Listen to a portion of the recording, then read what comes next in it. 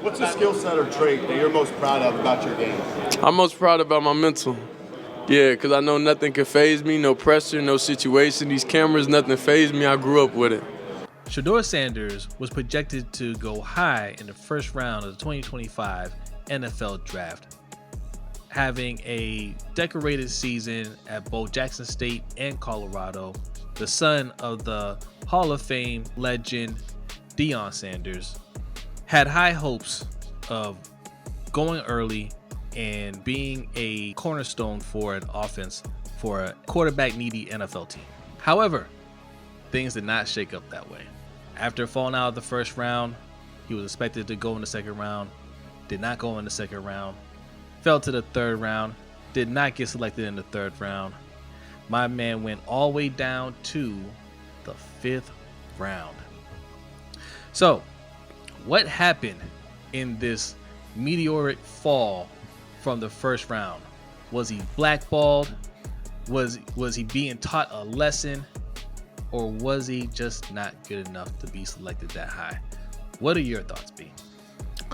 I think it's a combination of just not being that great of a prospect and then teams not being 100% on board with his attitude, right?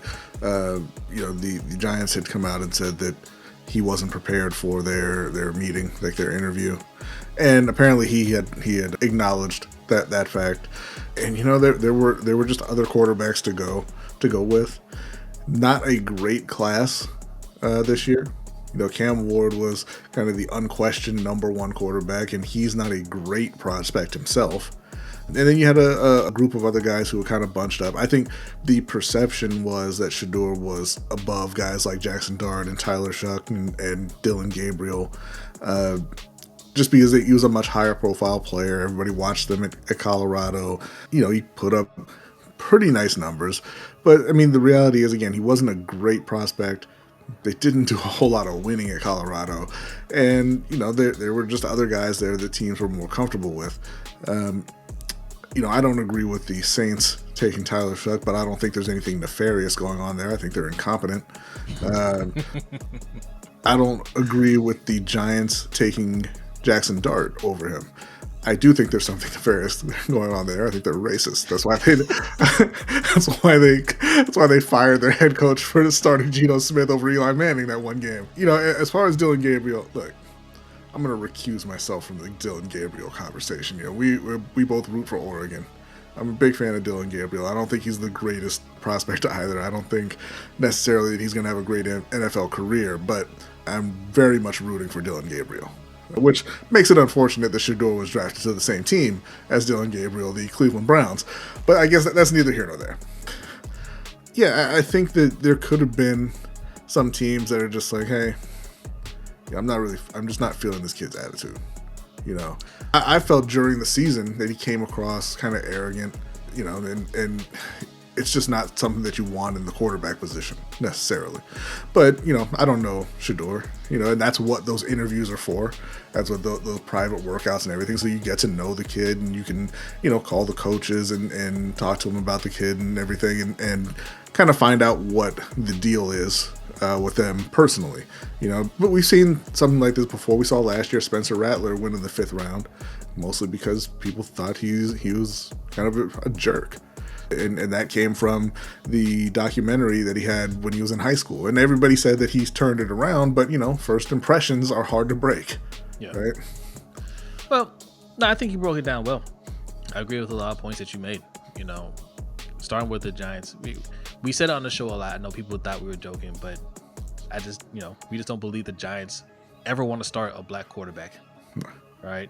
They don't, and if they do, it's very temporary. I know they got two black quarterbacks on the team right now, Russell Wilson and Jameis Winston, but those are temporary, if need be type starts if they do end up starting. They do not want a black quarterback to be the face of their franchise. Yeah. Right.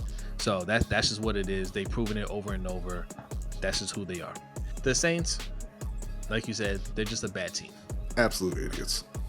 Yes, they always make the worst moves. that it is what it is. Good for you, good for the Panthers, Yeah. right? But that's just what it is. Now for the rest of these teams, a lot of teams, I guess maybe the Steelers were in a position where they needed a quarterback. I know they're hopeful to bring back Aaron Rodgers, which is a bad idea. Yeah, but bring in hey, Aaron, but yeah, good for my team, the Ravens. I don't want them to be good at quarterback. They have a lot of firepower over there. So yes, go with Aaron Rodgers. No complaints over here. But should they have been looking at Shedeur Sanders? Absolutely. Yeah, I'll say also, I forgot to mention Jalen Milroe, who went to Seattle. I thought that's a great pick. I think Jalen Milroe is super, super talented and just needs to sit for a while. And he can go and sit behind Sam Darnold, let Sam Darnold take all them hits because they haven't fixed that O-line yet. Not yet. Sit for a year or two, and I think that's going to be really good for them. The Steelers, I'm going to throw them right in the same box with the New Orleans Saints, the box of incompetence. And if you'll allow, I would like to point out one other moron GM, and that's Jonathan Lynch from the San Francisco 49ers, who has a quarterback conundrum of his own right now in Brock Purdy, who's not very good, but has played pretty well for them, taken them very far. Right, he's taken them to the Super Bowl as a 7th round pick, and now he wants to get paid, rightfully so. And they don't really want to pay him.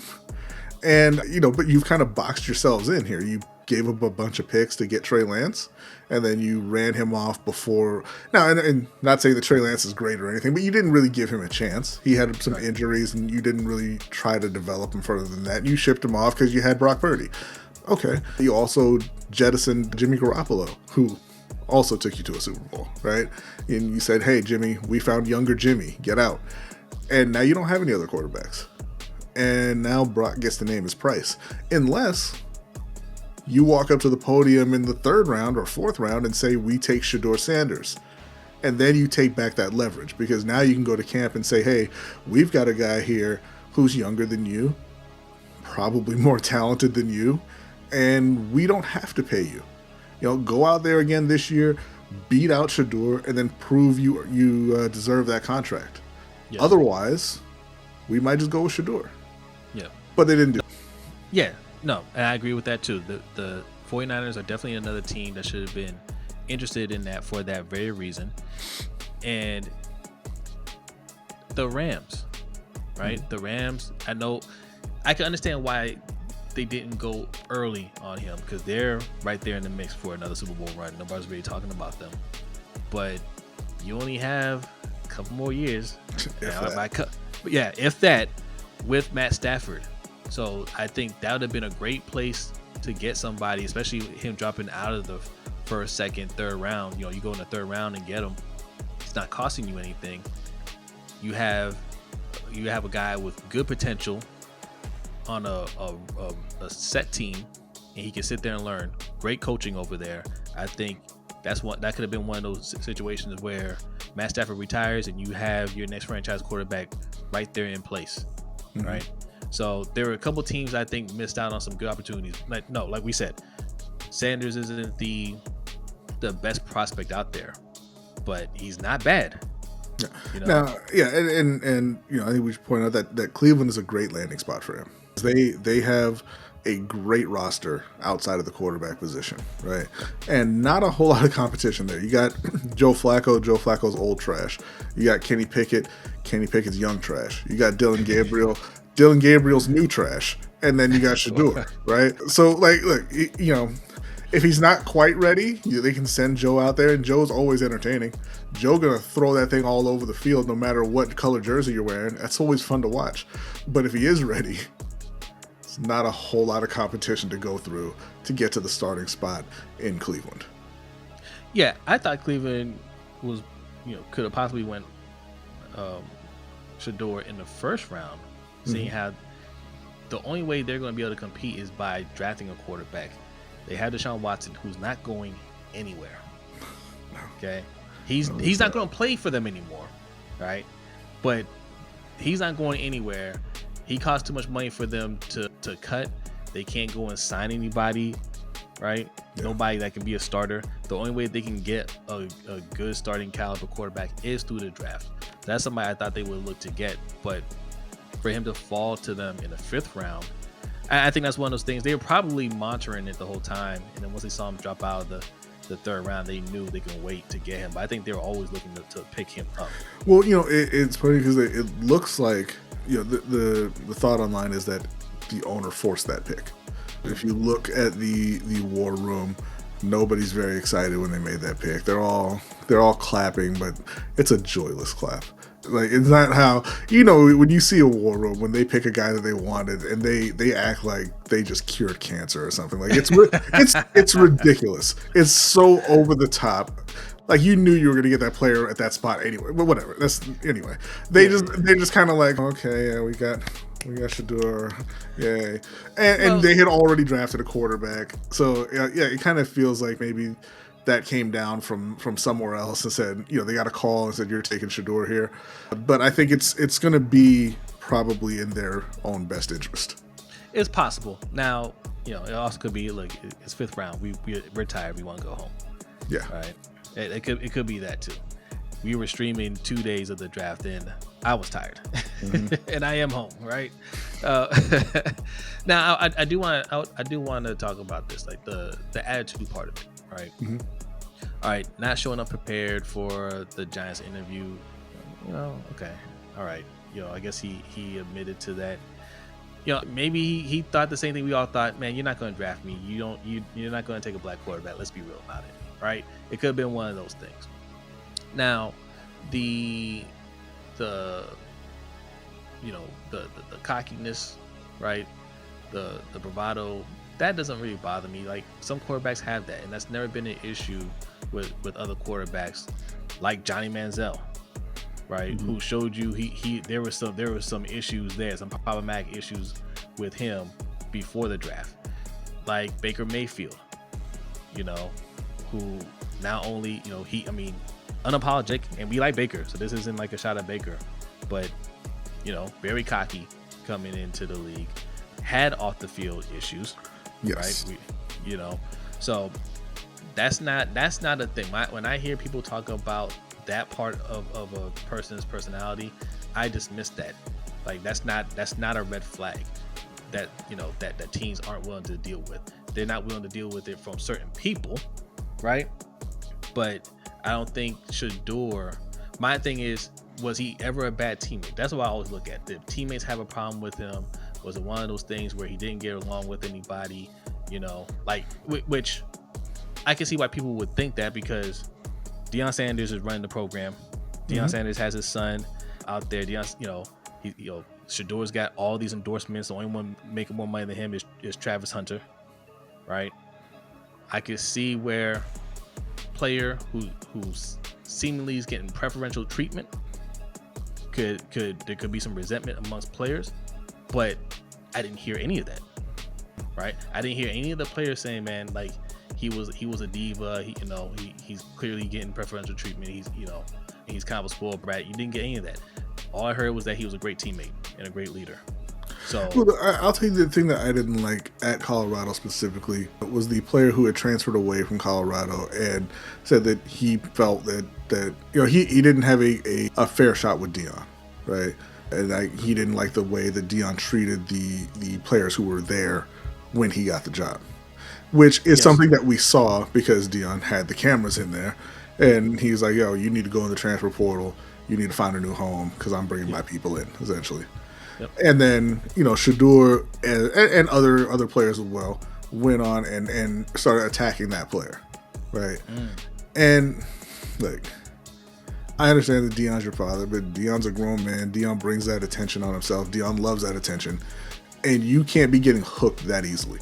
And coming out and making all these comments and everything. People are going to say far worse about you and your family in the NFL to try and get under your skin. Sure. And this wasn't even something like where this guy was talking trash. He was just talking about his experience at Colorado, which we all knew to be true already, again, because it was documented. So I didn't like that. I thought that was a bad look for him, and I don't think you should be attacking former teammates like that just for, in that kind of situation.